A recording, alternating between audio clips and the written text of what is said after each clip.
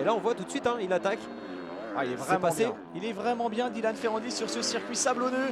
Tonkov vient de jeter un petit coup d'œil, ça va passer à C'est au l'intérieur. coude à coude. Ouais. Ouais, Il a petit bien bloc resserré. passe. Ouais, il a bien resserré la trace quand même, Tonkov. Maintenant, il faut que Dylan passe tout de suite car il est plus rapide. Il est plus rapide actuellement, Dylan Ferrandis, que Tonkov, afin de se débarrasser de la pression de José Boutron derrière. Oui, et puis après, pas prendre le faux rythme un petit peu. Hein. On a l'impression que Tonkov, bon, il roule très bien, hein, mais on voit un Buttron et Ferrandis qui tentent des choses sur ce pilote Honda et qui ont un peu du mal. Donc, il ne faut pas prendre un faux rythme, on le sait, hein, c'est pas très simple, hein, surtout à ce niveau-là. Il reste 19 minutes et 2 tours, donc c'est le moment. Et derrière, Harry Culas, hein, qui est là aussi, hein, qui est vraiment pas loin de Buttron, hein, du pilote espagnol.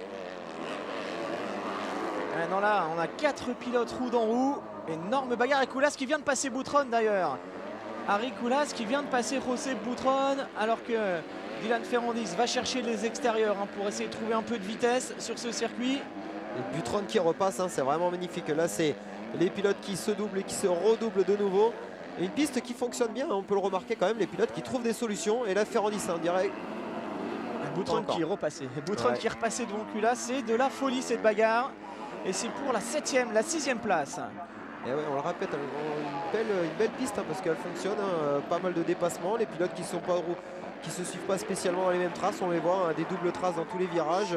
C'est passé pour Dylan Génial. Ferrandis sur Tonkov. Allez, Dylan, faut continuer comme ça, garder le même rythme et tenter pourquoi pas d'aller chercher Jack Nicholls maintenant. Alors Jack Nicholls, il a quand même creusé l'écart, mais au niveau des chronos, Dylan Ferrandis en ce moment c'est très solide, c'est très régulier.